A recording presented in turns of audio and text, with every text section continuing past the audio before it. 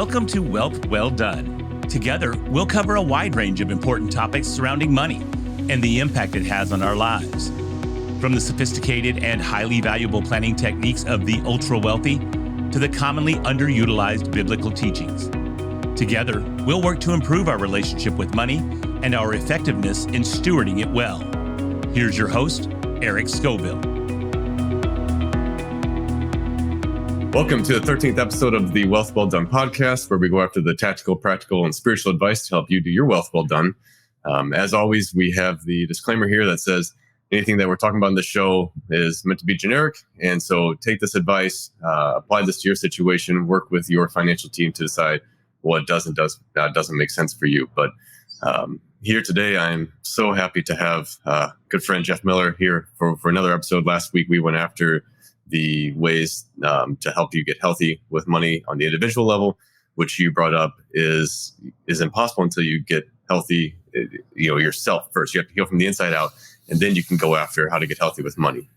And it's a thing that most people really struggle with, and they don't even know that they're struggling with it. It's kind of this hidden, deceptive one. So thank you for what you did last week. This week here, we are going after the impact of money inside marriage. And so Jeff Miller, for those of you who didn't listen last week, Jeff is the co-owner of Glen Manor Counseling in Peoria. He has been a licensed therapist for almost 30 years. He is a third generation farmer, or maybe more than 3 generations.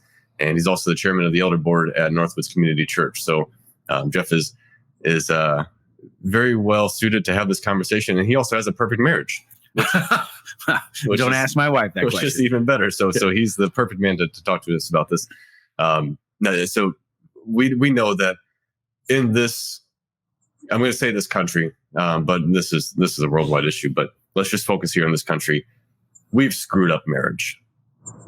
Just about every which way you can look at it. We have screwed up marriage. 50% of marriages fail. I don't know if that number has changed a little bit here in the last few years, but that's been the number that was around for a long time. It seems like many of those failures have money somewhere near the core of the problem. Top 2 issues in all marriages: sex and money. Sex and money. Sex and money. Top 2 issues. Okay. So for this podcast, we're going to leave the sex. We don't have to leave it out of it, but we're going to focus on the money side here. But and what we discussed last week was that money may not be the real issue. That money is often maybe the symptom, or it's what looks like it's what appears to be the issue here, but there's probably something deeper. And so last week we dug into that a little bit more. When you look at marriage, how much of it still is back to the core of what we talked about last week, where money's just a symptom? How much of that is inside? Well, it's 100%, because money and wealth represent a issue of power. Okay. So money, who controls the money, who's the spender, who's the saver, who's blowing up the credit card, who's paying the bills, who's wrestling with how to get the debt covered.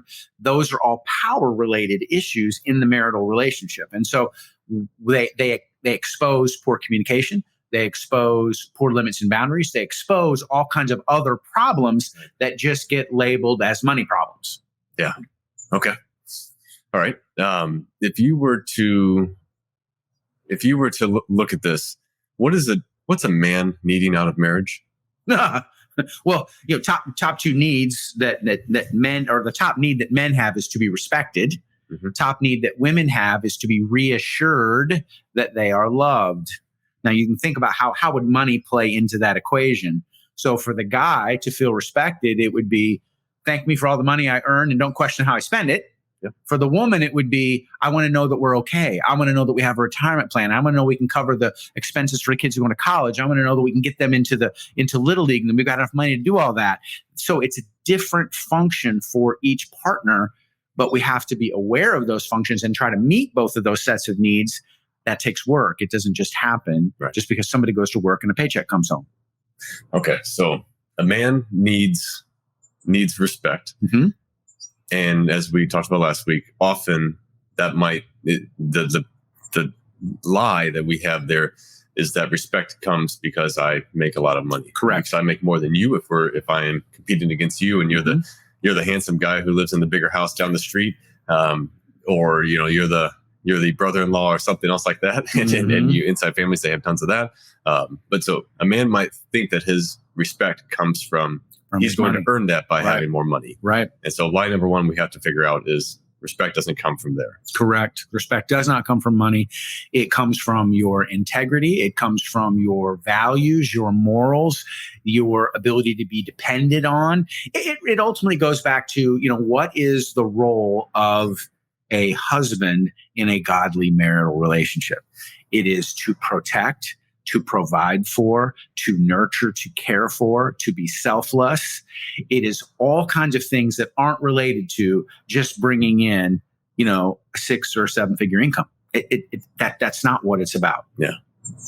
Okay. So let's stick on the guy for a minute. How do I, as the male inside a marriage who's supposed to be the leader and the provider in this sense, how do I maybe disconnect this piece that I'm thinking that it's all about money to do that? Or if what I perceive from my spouse is that it's mainly money related, how do I break that connection of that, maybe that deception, and get deeper into the root of this and get into real truth?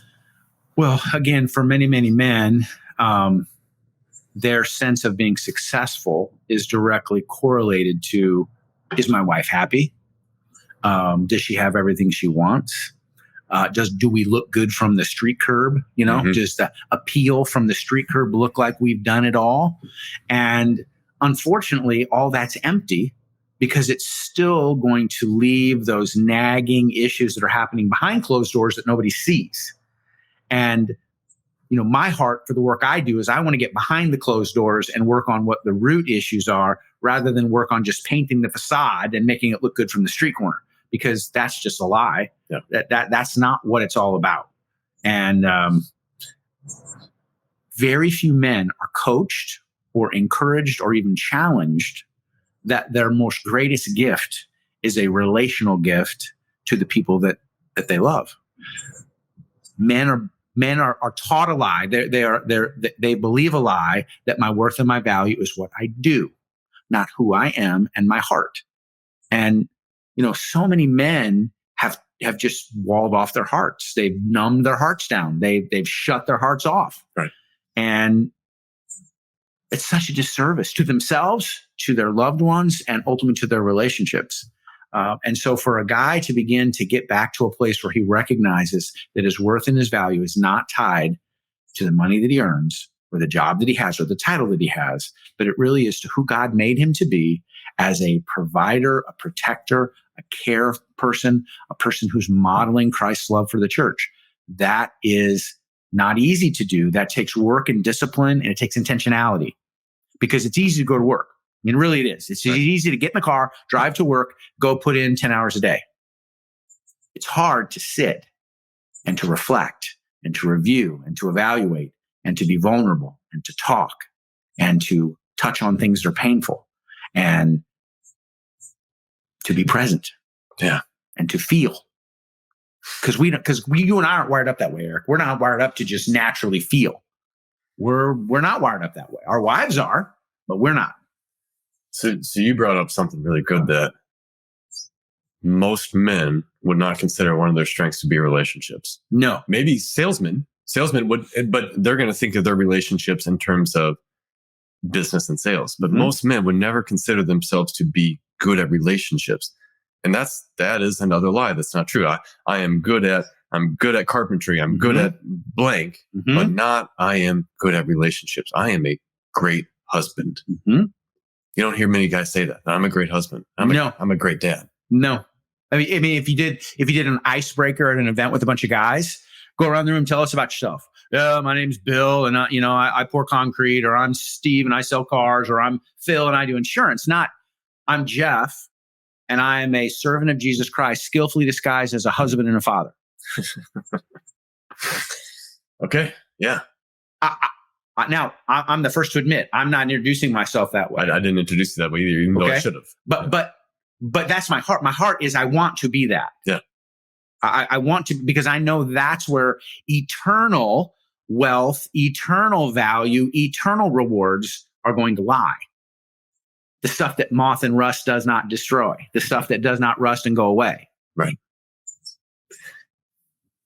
So when I was making my career jump, I had the realization come to me, because so I was offered the next position up, and it would have been a fantastic promotion, and it seemed great. And I just had this thought of, on my deathbed, I will not care about titles. I really won't care about what title I held in a position or in a company. It won't matter. And what will matter, like, I want to be a phenomenal dad. I want to be a phenomenal father, and that takes time. Mm-hmm. And my hierarchy is God, spouse, kids. Mm-hmm. And so if I need time to be a great dad, I need time to be a great husband. You can't be a great husband by just being a provider. You have to, and with financial means, you have to go be there. You have to do life with your wife. You have to support her. You have to just grow in that intimacy. And so I need time to be a great husband. I need time to be I struggle to say being a great child of God's. For some reason, I find it easier to say a great husband than a great child of God's. But anyways, like being the best child of God's that I can possibly be. And it takes time. It takes time for all of that. Look, Eric, the number one problem, the number one challenge that we as men have is spending time connecting with our wives' hearts. Okay? We can go to the grocery store with them. We can clean up the sticks in the yard. We can clean a closet with them. All of that is easier for us to do as men than it is to sit with them and hear their hearts. Yeah. And the irony is that the number one thing that our wives want from us is not more money in the checking account or more, credit line on the credit card. What they really want is to know our hearts. And the only way they'll know our hearts is to have time and to create the environment to share and be vulnerable and communicate and connect. And that is so counterintuitive in the culture we live in today, because way too much busyness. And second, these crazy little electronic devices that we're all holding constantly in our hands. And those things prevent intimate connection between husband and wife every day, every day, every day. And so maybe we get a snippet. Maybe if we're lucky. Okay. Maybe if we're lucky. And really, I mean, I've heard some stats that say if we're not giving like 90 minutes a week of just intimate, uninterrupted time with our spouse, well, we're not going to be connected. Yeah, 90 minutes a week is not much. 90 minutes a week is not much. But honestly, if most couples laid out their schedules and their calendars with each other honestly to carve out 90 minutes from each other, I mean, dude, it's like, well, we don't have it. Couples tell me all the time, we just don't have enough time. No, that's a lie. That would be one of those lies we've talked about. It is, we're not prioritizing the right time in the right places because it's easier to prioritize it somewhere else. Right. And so that's the challenge for all of us. Husband and wife often had two different upbringings around money. You have someone whose parents always. Okay, always. So you've got that old opposites attract thing. Yeah, it's the same way with money. It is. One of you came from money, one of you didn't. One of you came from a healthy family, one of you didn't. It's the way it rolls. So every time with a new client, I'm always asking them, tell me about your financial background and how you were raised with money. What formed your earliest concepts of money? Are we stingy? Are we generous and abundant, or are we unwise with it because we just fearful we'll run out? And yes. So you have to go back and understand. Then we talked about that on the individual level last time. How do spouses come together with I'm this way and I'm this way, and how do we find a healthy balance? Well, see, now you're making my case, because the only way for that to happen is there has to be time to intimately communicate, to share those things about each other. So let's go to dating. When we're dating, we have no problem spending time together. Right. We have no problem snuggling on the couch and, doing all the things that we do when we're in the dating process, because we want to win. We want to get close to that person. It goes to a certain level of depth, and then we decide we're going to get married. And then we put rings on fingers and spend $30,000 and have a giant, event. And then we have to do life together. Well, the first 2 years, which is the honeymoon period, that's just easy because we're just playing. But then it starts to get hard because now babies come, and now decisions come, and now sacrifices and prioritization come into the equation. And the only way we can get on the same page and have the same values about things like money is to have been sharing our hearts and come into agreement or into union or oneness about where we're going moving forward on topics of money, how we're going to spend, how we're going to budget, where's our money going to go, where's our money not going to go. And that takes time and energy. And most people don't do those conversations because they're risky, because they create conflict. And most people are conflict averse, right? Not, oh, let's go have a good conflicted conversation today. Let's go to dinner and we're going to have a good stimulating conversation about conflicted things. No, let's go and talk about the kids. Let's go and talk about the weather. Let's talk about safe things because we don't really want to get vulnerable and intimate. Yeah. And we want the fake intimacy, which is just sex. So let's keep it cordial. Yes. And then I took you on a date, so let's go have sex. Yes. Sorry for being, not politically correct.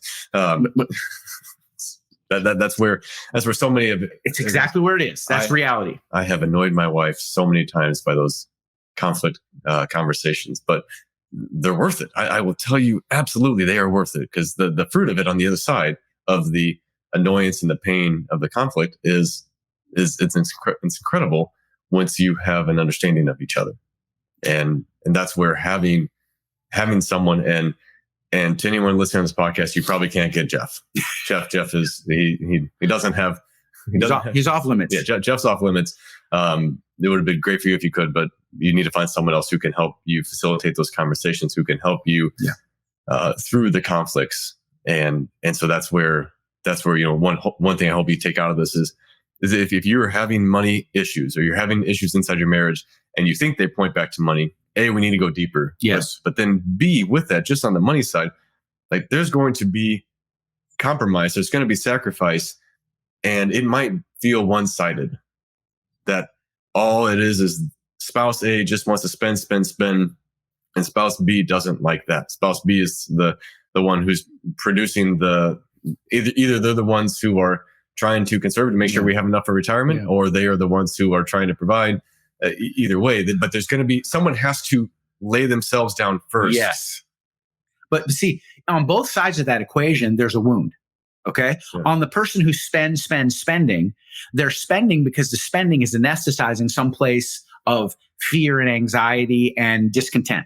Okay. So they're anesthetizing by having a dopamine drop because they bought something new, because 3 Amazon boxes showed up on the front porch today. And so I got the excitement, the dopamine drop while I go and open the Amazon box. Okay. Right. But it goes away because it's short-lived. It's like alcohol and pot and all other things. They're short-lived. They don't last. The other side, the saver person, they're saving out of their own anxiety, their fear of the future, their fear of not having enough, their fear of being unacceptable or rejected or out of control. And so both extremes in this money context are wound-based issues that have to be addressed and understood. They can't be avoided, and one person can't just in power win, because then the other first person will feel unheard, uncared for, and as over time, resentment and bitterness will build. So let's facilitate that conversation for a minute, because I am the husband or I'm the wife, and I sense that in you, that you have that. You've got this fear of the future, and that's why we need to have so much. Or you are spending, and I think you actually have an addiction to shopping. And you might not rack up tons of credit card debt, but you still, I think you get some release. Pleasure. Pleasure out of shopping that's I can sense is unhealthy. It's like going up and telling someone they've got a demon. How do you initiate that conversation? Very simple. Okay. This is what everybody who's listening, I want them to understand. Very simple thing. You just have to seek to understand first.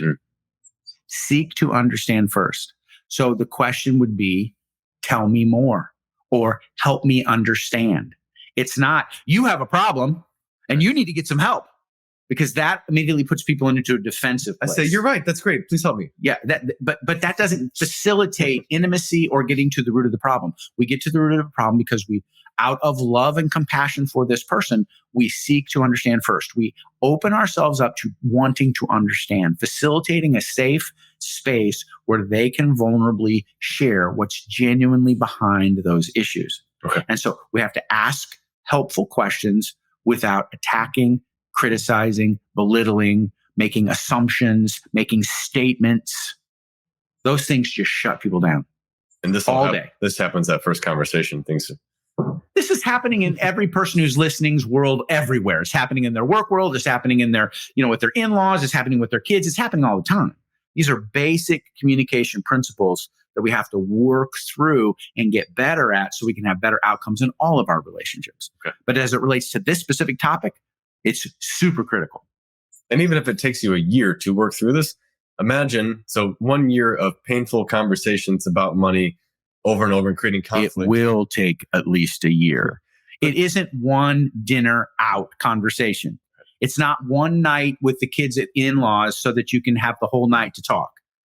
That it doesn't happen in one day. Yeah. People didn't get to 40 years of age and have all this baggage overnight. We're not going to unpack it in one conversation. It takes time. But nothing is ever disclosed completely in one conversation. Also a good point. Okay. All right. So it's so worth it. Because we go back and we process things. And again, even the guy who's not a real emotional processor, he's still going to go back and he's going to process that conversation. And the next time we talk, some new things will come to the surface. Some new things can be shared and more understanding takes place. And we get closer. That's another lie, Eric, that through these conflicts, there's the fear of distance. Sure. When in reality, the conflict can, in fact, create the most intimacy we've ever had. You're a construction guy in your other life, right? Mm-hmm. So you know about welding, right? Yeah. So welding is this amazing analogy that I like to use. It's like, so we have two broken pieces of metal and we want to put them together. So we have two broken people in a marriage, we want to put them together. Well, no one would think we'd put them together by applying more heat. Right. But in applying heat, we create the weld, which the weld then becomes the strongest place. Right. When the metal re-breaks, it never breaks in the weld, it breaks on either side, but the weld is so strong because heat was applied. The analogy is, yes, it's emotionally difficult and challenging to have these conversations, but they create strength. Right. They create oneness. They create a bond that makes us strong for the future, for what's coming.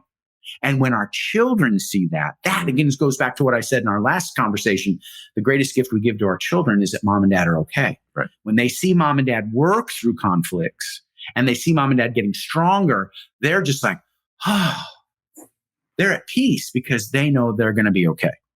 On that note, real quick, so I completely agree, and I want to share this. This is something that Bree and I have come up with for the way that we do conflict, because we have conflicts. We have a phenomenal Every marriage, couple has conflicts. But we've laid some ground rules, and these may not apply to everyone, but we've laid some ground rules that say we don't call each other names, we don't swear, we don't hang up if we're on the phone or walk out if we're in a room, we don't interrupt, and we don't raise our voice. And we don't do that perfectly. I have still dropped an F-bomb in a disagreement with her. Yeah. But for the most part, and she'll call me out saying, you're breaking the rules. And she didn't like the rules at first, but now those rules have allowed us to have conflict type discussions, and we get to understand the point and not hear the blow up over here and someone sneezed wrong. And so now we're going to go get upset about that and bring up something from 3 weeks ago there. Instead, we get to stay on point and get into the meat of the discussion. So let me affirm for you what your ground rules and what anybody who sets their own ground rules up, what that really does. What that says is, this matters to me. This relationship is valuable, and I'm not going away. Yeah. Because remember, everybody's greatest fear is being rejected and abandoned. Sure. Okay. So if we put ground rules around challenging conversations, what we're really saying is, this matters to me. I value it. I value you. And so I'm not going to leave. Well done. That's what every couple needs to have their own ground rules. Yeah. They don't have to be as elaborate as yours. They could be just 2 or 3 points. But if there's no ground rules, then there's no safety. That's a good point. And we all need safety. All of us. The guy needs safety. Woman needs safety. Everybody needs safety. Okay. Switching gears or going into another topic here. A lot of couples keep separate finances. No. And they do. And so I want to talk about the problem that presents. Whether spouse A and spouse B both earn the same amount of money, or most often it's a varying degree, and sometimes a wide varying degree. Whether you have a husband who makes a lot of money and gives his wife an allowance, or any of these things, like, can you talk about the problems that are being caused? So the pitfall of siloed finances, her checking account, his checking account, her pot of gold, his pot of gold, however you want to frame it up. The conflict there, the problem there is, again, we're not doing oneness. Okay. The biblical context of marriage is to become one. We leave and we cleave. We leave away from our mother and our father, and the two become one. So yeah, we become one sexually and intimately, but we're not really going to become one financially because back to what's the issue of money in marriage is about power and control. And so when we're keeping our money separate, I'm keeping this pot of power and control. I'm keeping this pot of power and control instead of I'm trusting you with my future, and we're in this together, and there's no out clause. We're going to make it happen. And so we're going to pool our money together, and we're going to do it as a union, as a oneness entity moving forward. Yeah. And so when we keep it separate, ultimately, what I believe what couples are saying is we're preparing an out clause. Yeah. We're preparing to end. We're already implying there will be an end because I don't trust you enough to give you my finances, and I don't trust you enough that we can work together to come up with an appropriate solution with how we manage it. Yeah. And I've seen some where their marriages, so I'd say, are really strong. Mm-hmm. And I would say that in my perception that I could never see them having, exiting the marriage, but I still think there's a lack of trust there as well. That when they keep the separate finances, that there's a lack of trust as well. It is. It's control. Yeah. It is not submission to one another. Again, submission is this big word that we toss around, and women hate that term. But I'm just telling you, a woman in a relationship where the man is in submission to the Holy Spirit and in submission to her will have no problem submitting to him. Yeah. No problem. It's not an issue. But when she sees that he will go off and make decisions on his own that are selfish and not taking her and the children in the best interest, then she will have a hard time submitting because, again, she operates out of an emotional framework. She's fearful of being wounded or hurt or left behind. And money, of course, is the number one representation of that. Yeah. And so obviously it's not hard to draw the line then of how money can impact intimacy. Let's go there for a minute. Because you mentioned the two things, money and sex. Right, and sex. So if we can go after, so someone gets health, so someone's maybe got an intimacy problem. Mm-hmm. Let's unpack that a little bit here and figure out where they're at. And you've mentioned that, just go there. You've mentioned a lot of couples are not having sex. Oh, it's amazing. In the population of 30, 40 something year old couples that I work with, virtually all of them are struggling to have any kind of regular sexual intimacy. And so the question is, well, why? And again, it goes back to my wound, lie, vow, stronghold that we talked about, last week. But the issue is that there's something wounding that's preventing intimacy. The intimacy is not happening because I'm afraid, so I want to stay in control, or I don't feel important, so I'm going to hold back and keep myself and stay safe. Because we're not doing that 90 minutes. Women don't want to have sex without being connected emotionally. It's just the truth. And there's no way for a guy to create emotional connection without time. Foreplay is a heart issue far more than it's a genitalia issue. So if you can do the emotional relational foreplay by having time, you put your wife in a position where she's willing to be intimate and close with you. But guys have to do that work. Guys want the sexual intimacy because they want some feelings that they're wrestling with to go away. They want the distraction of intimacy.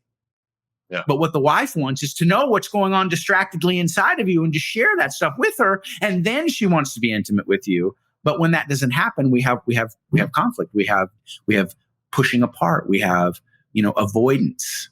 We have aversion. We have all kinds of distractions that prevent that intimacy from happening. So healing a marriage might require a lot of vulnerability of a guy who doesn't like being vulnerable. It will require it 100%. There is no way for a guy to have a healthy marriage if he's not willing to be vulnerable. He has to be. He has to be willing to cry. He has to be willing to be vulnerable. He has to be willing to share his fears. He has to be willing to be more real with his wife than anybody on planet Earth. And again, not to get in the weeds, but this is why people have affairs, because they find a place to be sharing intimate things that's not the right place. Yeah. And that's what gets the ball rolling toward, marriages falling apart. Yeah. The anatomy of an affair is not about sex. The anatomy of an affair is about needs not being met, not sexual needs, emotional, intimate needs. Yeah. Whew, all right. That's good. Thank you. We got away from money there for a second. We did, I'm guessing there's not too many married people listening to this podcast who don't agree that there's some meat there for them. Oh, yeah, that's resonating. Yeah. Okay. All right. Back on the money side. Because again, money becomes a symptom of all those things. Correct. It absolutely does. So, yeah, if we're not safe sexually, well, then I'm going to withhold money. I'm going to spend money. I mean, so they are directly related. So you can't, if you got a problem in one area, you're going to have a problem in the other. Yeah. And that doesn't mean lack of money. You can be on minimum wage and have an incredible intimacy with your wife if you have done the healthy, you've done the work to get healthy. It has nothing to do with the amount of money. It does not. Often the more money, the harder it is, which is obviously very biblical as as Jesus talks about so often. The problems with the rich. So because if I have more resources, if I have more money or wealth, then it's easy for me to think that I can go and take care of myself my own way. Right. Rather than I need the vulnerability of that intimacy with my partner, and that no amount of money can solve that problem. Right. Okay. All right. Last topic that I want to do here is the two-career family. Yes. And so that's obviously it was something that was unheard of for a long time. It's now probably, I would venture to guess that that's the most prevalent scenario, in marriages today, at least in the United States.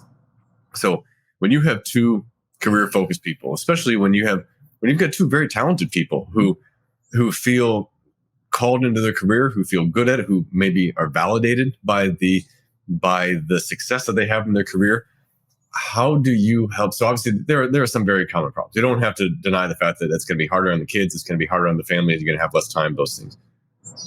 What are some of the hidden problems there that they might not recognize if they're in this, if you have two very career-focused spouses? Well, again, I would say that if you have two highly talented people who are working and doing well, you probably have two type A people. Yeah. Okay. And so type A people already start to see their worth and their value based on their performance, not on their ability to be intimate partners with one another. And so that becomes the first challenge. Their orientation or their worth is already in performance. Yeah. It's look what degree I got in college. Look at the job I've got. Look at the salary I have. Look at the title I have. Look at the office I have. All of those things are masking a wound. Okay? Yep. They really are. They're masking a wound. And so now we've got two people coming together who are wounded people, and they have a lot of resources, and we're going to go hard after something. We're going to go hard after the house, hard after the vacation home, hard after the family. But pretty soon, their needs as people start to boil up to the surface because all the stuff still isn't filling the void. It's not filling the need. Yeah. And there's no capacity now when you're a hard charger to slow down from being a hard charger and address those issues. So this is the challenge within the two income family, because everybody's a hard charger and everybody's working really hard for this global goal, which is good. But the personal needs are being lost. They're being missed because the goal is pay the mortgage, pay off the cars, buy the boat, get the lake house. That's the goal. Right. It's not, I need to know you. I want to make sure you're okay. I want to make sure you're emotionally healthy. I want to make sure that you're feeling what you want to feel as a mom. You're feeling what you want to feel as a dad. Those things get missed. Yeah. Now, the other thing that's interesting right now, Eric, in the culture we're living in is now, because of this hard charging thing, we've started to get more and more women who are making more money than their husbands. Right. That's a whole new dynamic. So when the wife is earning more money, suddenly the guy is struggling with his value and his worth right off the bat. And that's a whole new can of worms. that I don't believe is probably more than maybe a couple 20 years old, because 20 years ago that just wasn't the case. Right. Now there are a lot of women that are making more money than their husbands. Right. And these guys, they're struggling, suddenly becoming house husbands, and they don't want to be a house husband, but that's the best way to make it work because she's making so much money and his identity is at risk. He doesn't know who he is. Resentment and bitterness build. And so again, it requires lots of conversation about root issues to get through that. It can work, but it takes a lot of vulnerable conversation. And again, that's what we avoid in the busyness culture that we live in. Unquantifiable wisdom from Jeff Miller. We're gonna stop it there. There's so much more to continue to unpack, and maybe we'll be fortunate enough to get you back here again and continue to elaborate on this further. So my pleasure. Jeff, thank you so much for this. Thank you for the work that you're doing. You're welcome. In my marriage and the marriages of those that I know close and all the people you're serving. Guys, I hope that you take this seriously. I hope that if you are having marital problems, if you're having money issues, intimacy issues, that you take the time to work backwards here, slow down. You might need, like we talked about last week, you might need to drop some stuff out of your schedule to make time for each other. And then if you do that, you got to ask the deep questions. You have to seek to understand and not seek to be heard. And if you seek to understand, then you're on the right track. You got it, man. All right.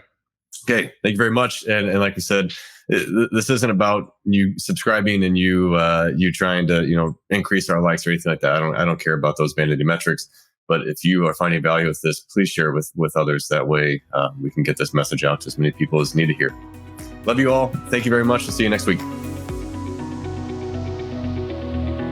Thank you again for listening to Wealth Well Done. Be sure to subscribe to the show on your favorite podcast player, and together we'll continue to improve our relationship with money and our effectiveness in stewarding it well.